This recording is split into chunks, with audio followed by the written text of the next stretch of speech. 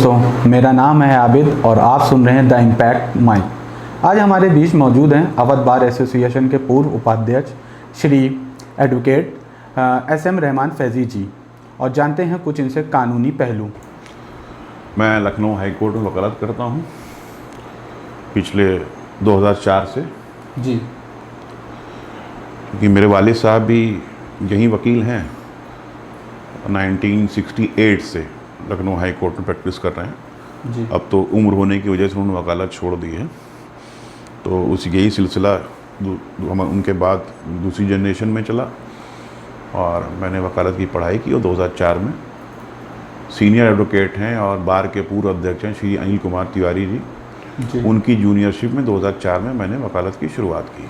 अच्छा, आपका वकालत का सफ़र वहाँ से शुरू हुआ? जी। आपने आरंभिक शिक्षा अपनी कहाँ से कंप्लीट करी? सब लखनऊ से है जी। आरंभिक शिक्षा सब लखनऊ की थी, इंटरमीडिएट की, और LLB की पढ़ाई मैंने लखनऊ यूनिवर्सिटी से एफिलिएटेड एक कॉलेज था, यूनिटी कॉलेज, जिसका पहला बैच LLB का जी हम लोग का था 99 का जी।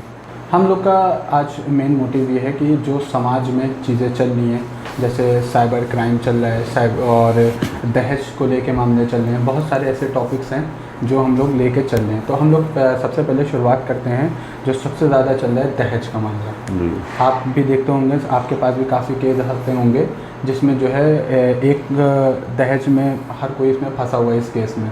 तो आपका क्या पहलू है और इसमें क्या कानून में चेंजेस हो सकते हैं? जी, दहेज वाले जो इशू चल रहा है, जो मामलेदारी, उसको कहते हैं मैट्रिमोनियल डिस्प्यूट अंग्रेजी में। कई तरह के मुकदमे होते हैं जी। भाई, लड़की और लड़के से अगर अनबन हो गई, किसी वजह से नहीं बन पाई, जो कि हमारे समाज में इस वक्त एक बहुत बड़ी तादाद में देखने को मिल रहा है। जी बिल्कुल। शादी के कुछ ही दिनों बाद आपस में हस्बैंड वाइफ में एग्रीमेंट नहीं होते हैं बहुत सारी चीज़ों को लेकर, और डिफरेंसेस होते हैं। तो उसमें फैमिली वालों को भी चाहिए कि बजाय उसके कि दोनों को बैठा के समझा बुझा के एक होने की बात कहें, वो घर लिटिगेशन में पड़ जाते हैं। तो उसमें लड़की वाले FIR भी करते हैं। अब तो एक नया कानून बन गया था कुछ साल पहले, DV है, घरेलू हिंसा वाला। जी जी जी। उसमें भी कंप्लेंट केस फाइल करते हैं। एक्सपेंसेस के लिए जो खर्चे का मुकदमा होता है CRPC में 125 में, वो करते हैं। तो ये बहुत बड़ी तादाद में हो रहा है, हम लोग तो रोज़ देखते रहते हैं। लेकिन एक अच्छी बात ये है कि हाई कोर्ट ने भी और सुप्रीम कोर्ट ने भी बहुत सारे जजमेंट में ये कहा है कि जहाँ भी मैट्रिमोनियल डिस्प्यूट हो, FIR हो डाउरी की 498 वगैरह की जो होती है, उसमें मीडिएशन के लिए कहा जी। FIR से पहले भी मीडिएशन के लिए कहा कि आप सारा मीडिएशन का मकसद ये है कि सारी कोशिशें करी जाएं कि किसी तरीके से इनका रिकन्सिलिएशन हो जाए, इन दोनों पक्षों में, हस्बैंड वाइफ में समझौता हो जाए। यही मंशा थी, ये समाज की भी रहती है, तो उसीलिए सुप्रीम कोर्ट ने ये डायरेक्शन दिया। तो FIR के पहले भी मीडिएशन होता है। मान लिया नहीं रजामंदी हुई तो FIR दर्ज हो गई। FIR के बाद भी अगर आप हाई कोर्ट जाते हैं, उस FIR को चैलेंज करते हैं, तो भी मीडिएशन होता है। कोर्ट स्टे करके मीडिएशन में भेज देती है मीडिएटर को कि भाई अपॉर्चुनिटी दे के देख लिए, दोनों पार्टी को हो सकता है जी ये लोग आपस में राज़ी हो जाए और हंसी खुशी रहने लगें। वो फेल होता है, फिर चार्जशीट आती है, तो चार्जशीट के बाद भी मीडिएशन होता है जी। तो सुप्रीम कोर्ट ने तो खैर, और जो हमारे यहाँ के कानून है उसमें हर स्टेज पे मीडिएशन के लिए कहा गया है। बहुत सी बार हमने देखा भी है कि वो कामयाब भी होता है अक्सर।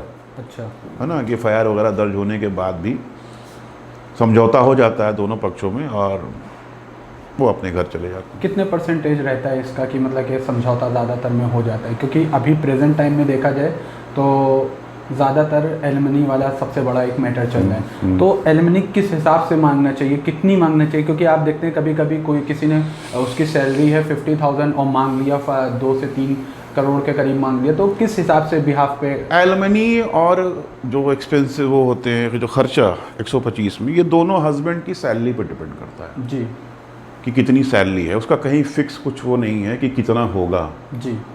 और भाई सेटलमेंट जब होता है तो उस स्टेज पे जो भी उसकी हैसियत होती है हस्बैंड की, जो दे पाता है वो दे देता है। लेकिन कहीं इसका कुछ प्रिस्क्राइब नहीं है कि कितनी एलिमनी होगी या कितना एक्सपेंसेस होगा। वो सब हस्बैंड की सैलरी पर डिपेंड करता है, हस्बैंड की इनकम पर डिपेंड करता है।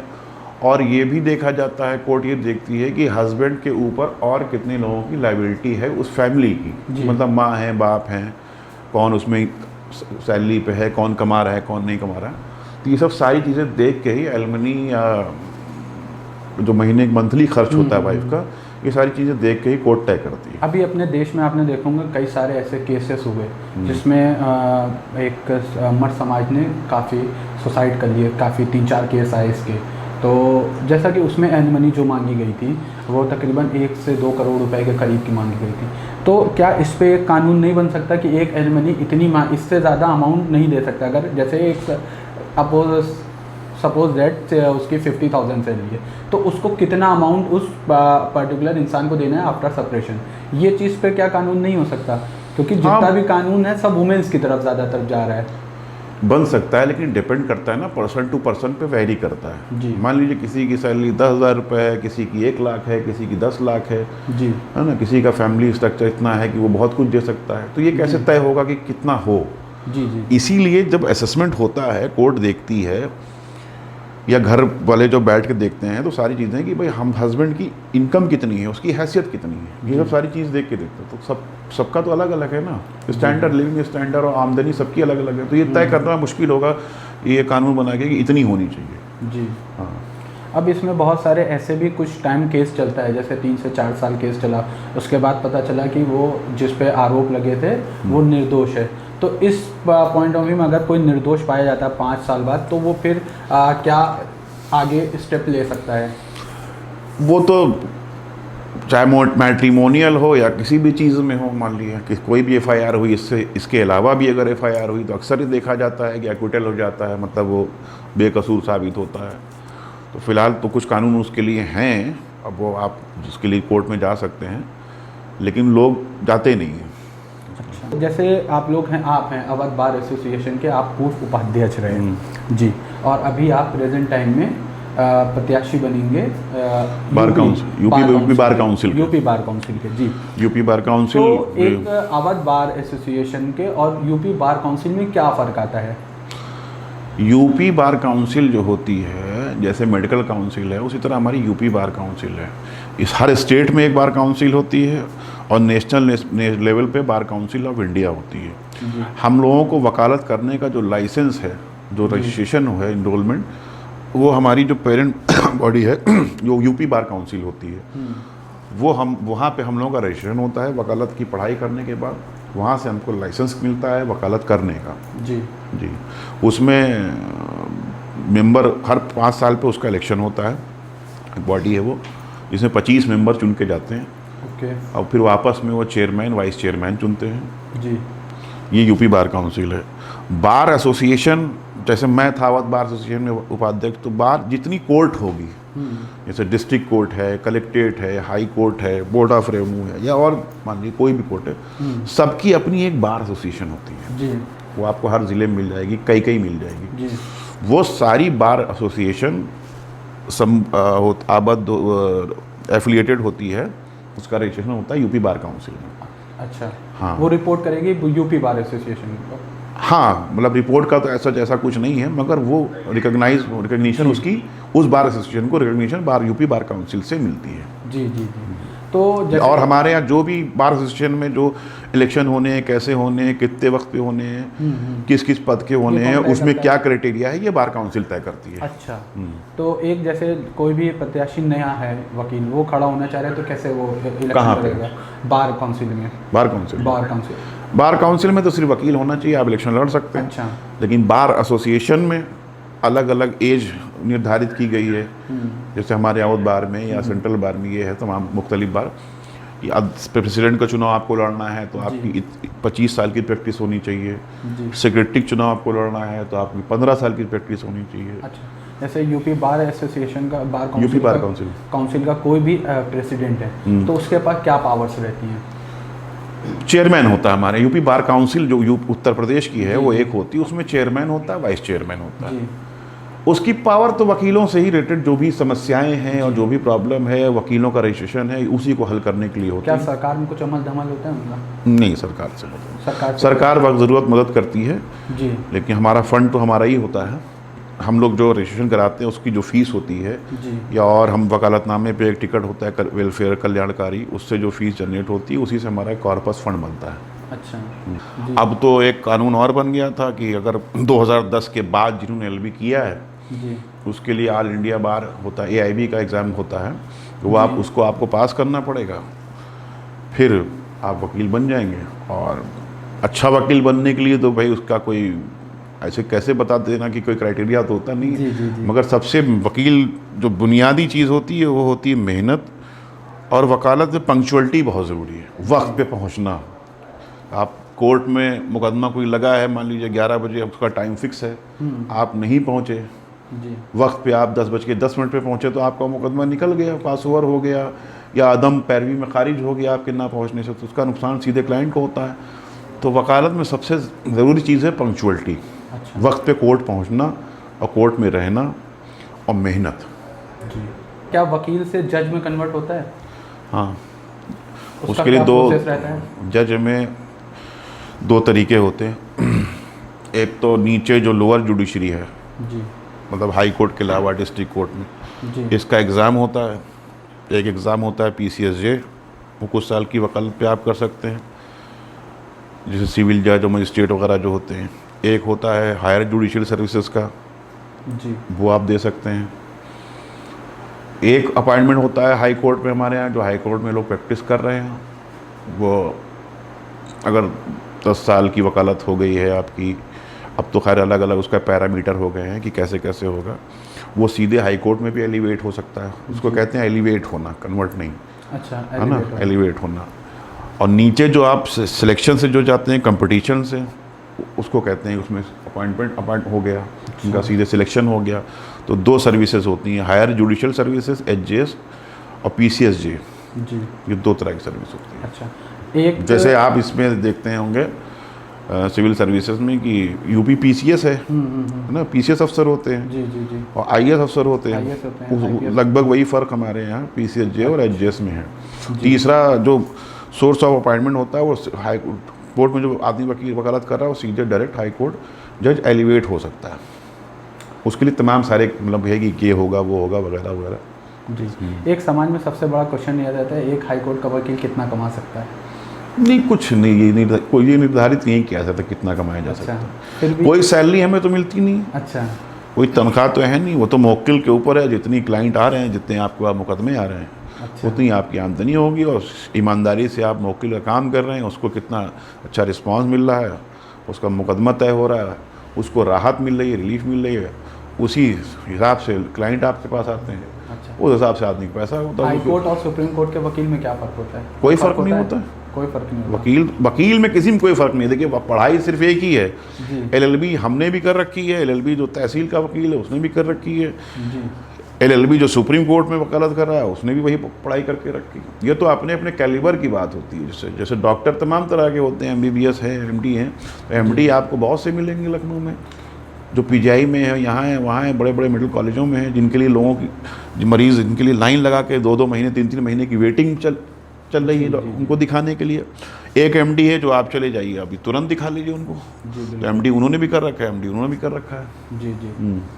तो जैसे अब हम लोग कुछ सोशल इशू पे बात करते हैं। जैसे आजकल एक केस ये चल रहा है, सबसे ज़्यादा रेप का मामला चल रहा है, जो नाबालिग के साथ रेप हो रहा है, और इस पे क्या कानून बदल सकते हैं? कानून तो बदल ही गया, बहुत कानून बदला। जी, निर्भया का जो कांड हुआ था दिल्ली वाला जी, 2011-12 में, तो पहले माइनर के लिए बहुत ऐसा कोई कानून नहीं था, तो उसके बाद तो बहुत सख्त कानून बना निर्भया के बाद, जी। पॉक्सो जिसको हम लोग कहते हैं, जो नाबालिग बच्चों के लिए ही बनाया गया।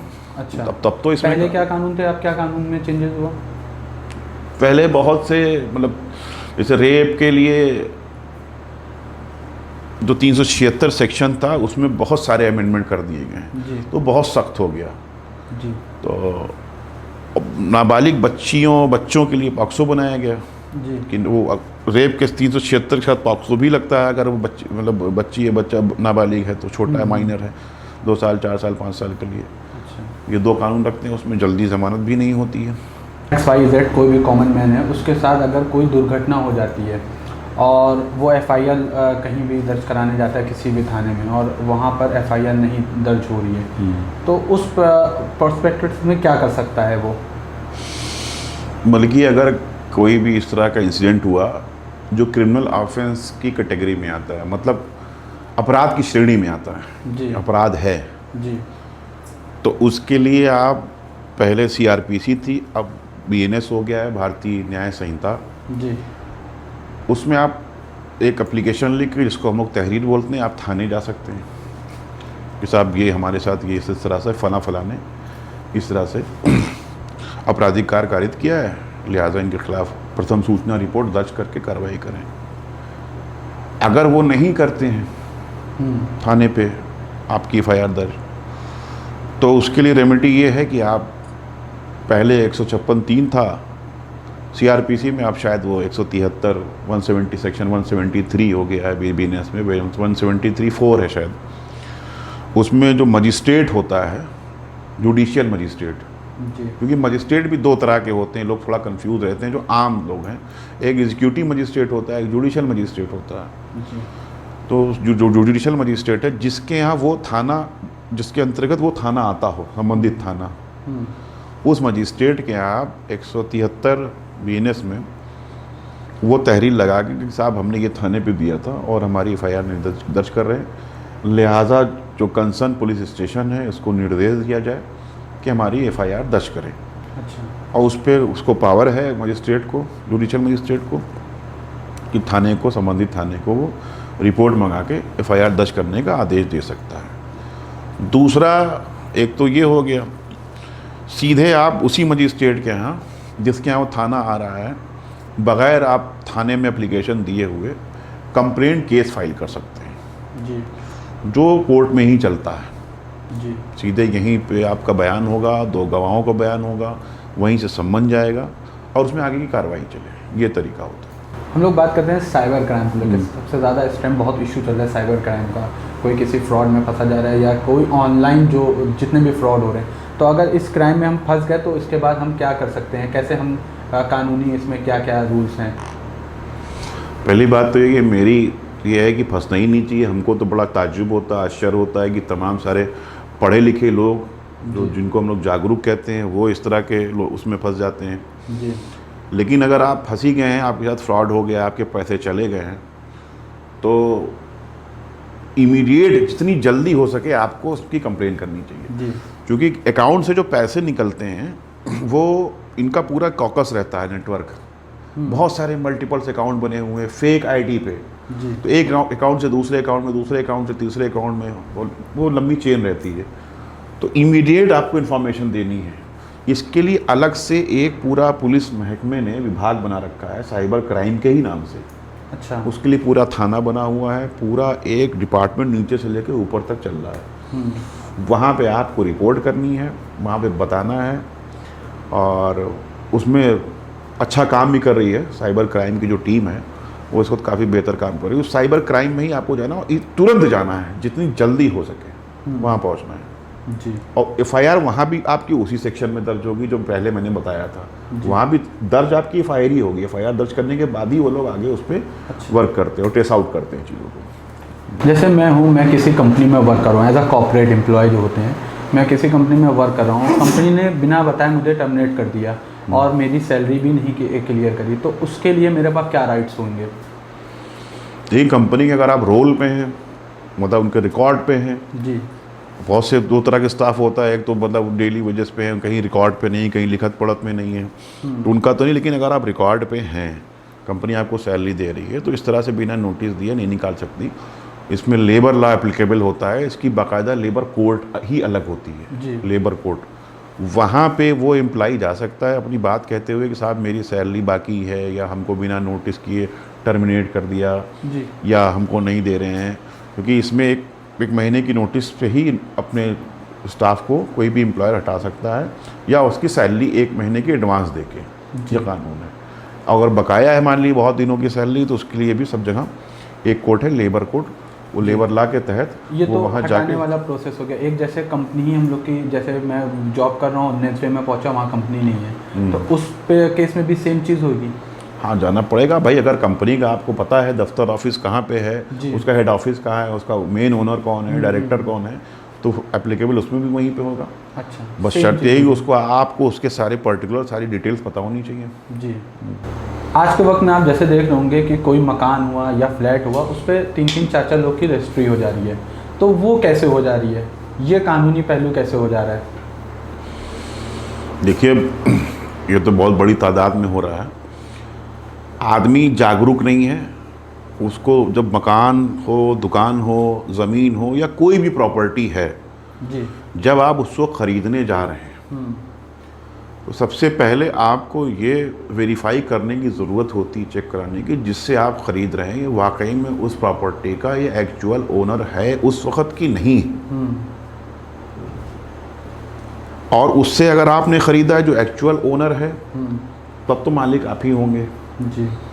और मान लीजिए एक ही लोगों से 2 लोगों ने बैनामा करा लिया है, कोई प्रॉपर्टी एक्स की है और उसने आपको भी सेल किया और हमको भी सेल किया। अच्छा। उस कंडीशन में जो पहला बैनामा होगा, जो पहली रजिस्ट्री होगी, वो सही मानी जाएगी। दूसरे के लिए आप सेल डीड कैंसिलेशन का मुकदमा होता है, उसमें जा सकते हैं सेल बैनामा कैंसिल कराने के लिए, साहब कि हमारा बैनामा सही है, इनका गलत है।